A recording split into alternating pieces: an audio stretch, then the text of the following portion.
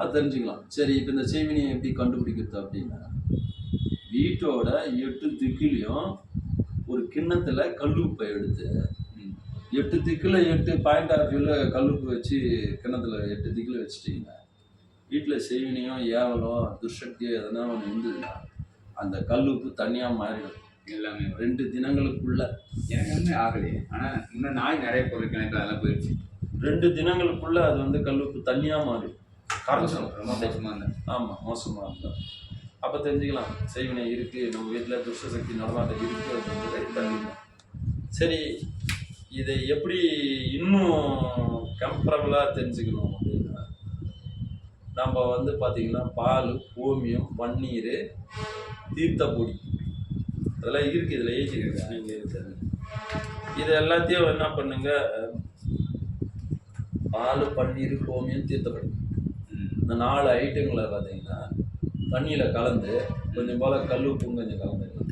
பால், கோமியம் இது எல்லாத்தையும் கலந்து நமக்கு இஷ்டமான தெய்வங்களோட மந்திரத்தை ஜபம் பண்ணி வீட்டுக்குள்ளாரே ஜலப்பிரயோகம் பண்ணோம்னா அந்த வீட்டில் செய்வினை இருக்கா இல்லையா நம்ம காமிச்சு கொடுத்துருவோம். எதனாச்சும் ஒரு துஷ்டசக்தி இருந்தால் கூட அதனுடைய நடமாட்டத்தில் நமக்கு காட்டி கொடுக்கணும், காட்டி கொடுத்துருவோம். காண நிலையில் தெரிஞ்சிடும். ரெண்டாவது, அது இப்போ நீங்கள் ஜலப்பிரயோகம் பண்ணுறாங்கன்னா உங்களை வந்து மறக்கும். இப்போ அந்த செய்வினை இருக்குன்னா அது எங்கே இருக்குதுன்றது உங்களுக்கு கனவு நிலையில் காட்டும். அதில் ரெண்டாவது வந்து உங்கள் குலதெய்வத்தை கட்டிக்கிட்டீங்கன்னா கூட அந்த கெட்டுக்கள்லாம் உடைஞ்சு. அப்போ தீர்த்தமாக ஜலப்பிரயோகம் பண்ணணும் வீட்டுக்குள்ள. அந்த மாதிரி ஒரு 3 வாரம் 3 வெள்ளிக்கிழமை 3 செவ்வாய்க்கிழமையும் அந்த ஜலப்பிரயோகம் பண்ணணும். அந்த செய்வினை ஆட்டோமேட்டிக்காக பால், சரி. தண்ணீர் இந்த செய்வினை இருக்குது நம்ம தெரிஞ்சுக்கிட்டோம்.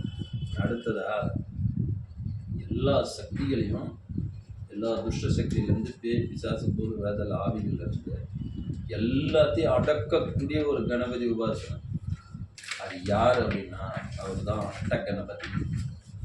இந்த அஷ்டகணபதி தான் சித்தர்கள் வந்து வெகு விமரிசையாக பூஜை பண்ணி அவரை நிறைய விஷயங்களுக்கு பயன்படுத்திருக்காங்க. சரி, இந்த அஷ்டகணபதி என்னென்ன செய்யும் அப்படின்னா எல்லா தேவதைகளும் கண்ட்ரோலில் அடைக்கும். அவ்வளோ ஒரு பவர்ஃபுல்லான சக்தி இந்த அஷ்டகணபதி. இந்த அஷ்டகணபதியோட அனுகிரகம் வந்து 8 கணபதிகளோட ஒரே அம்சமூர்த்தி, 8 தலை கொண்ட ஒரே கணபதி இந்த அஷ்டகணபதி. இந்த 8 கணபதிக்குள்ளார தான் ஒரு கணபதியாக உச்சிஷ்ட கணபதி வராரு, மகா கணபதி வராரு, மகா கணபதி வராரு, சக்தி கணபதி வராரு, நடன கணபதி, ஸ்தமன கணபதி, சிவ கணபதி. 8 கணபதிக்குள்ள இந்த அஷ்ட கணபதி அடங்கும். சித்தர்கள் வந்து இந்த அஷ்ட கணபதியை வச்சு அஷ்டத்துக்கு பந்தனம் செய்முறை எப்படி அப்படிங்கிறத சொல்கிறாங்க. எப்படின்னா, அஷ்ட கணபதியோட சக்கரம் முக்கோணம் மாதிரி இருக்கும். அந்த முக்கோணத்தை சுற்றிலும் 3 சோழம் இருக்கும். ஸோ அதெல்லாம் படம் போட்டுருக்காங்க. இந்த அஷ்டகணபதியோட சக்கரத்துக்கு கூட 8 திக்கில் ஒரு வீட்டுக்கு சேஃப்டி பண்ண போகிறீங்க. உங்களுக்கு ஒரு பரிகாரம் கேட்குறாங்க, சாமி எங்கள் வீட்டில் ஏதோ துஷ்சக்தி நடமாடுற மாதிரி இருக்குது, அந்த செயல்பாட்டத்தை முடக்கணும், அது துரத்தி விடணும், எனக்கு ஒரு பரிகாரம் ஒன்று செஞ்சு கொடுங்கன்னு உங்களை கேட்குறாங்க. நீங்கள் என்ன பண்ணணும், அஷ்டகணபதியோட சக்கரம் 8 சக்கரம் போடணும். இல்லை 8 சக்கரம் போட முடியாது, 5 சக்கரம் போடுங்க. 5 சக்கரம் வந்து எப்படின்னா 4 மூலைக்கு 4 சக்கரம், வாசப்படியில் ஒரு சக்கரம், 5 சக்கரம் போட்டுங்க. ஒரு 5 மண்கலையை வாங்கி அந்த மண்கலையத்துக்கு உள்ளார இந்த கணபதியோட சக்கரத்தை உள்ளே போட்டுட்டு யானை சாணம், வெண்கடுகு, வெள்ளருக்க வேறு, பஞ்சமுக ருத்ராட்சம் இது எல்லாத்தையும் அந்த மண்கலையத்தில் வச்சு அஷ்டகணபதியோட மந்திரத்தை ஜபம் பண்ணி அதுக்கு மேலே செப்பு தகடுலையே அதே மாதிரி அஷ்டகணபதி சக்கரத்தை வச்சு மேலே வாப்பத்தை நூல் போட்டு நல்லா சுற்றி கட்டி 8 திகிலையும் 8 கலசம் வச்சு புதைச்சிட்டிங்கன்னா எந்த கெட்ட சக்தியும் ஆவிதோ வேலை எதுவோ அவங்ககிட்ட வரும்.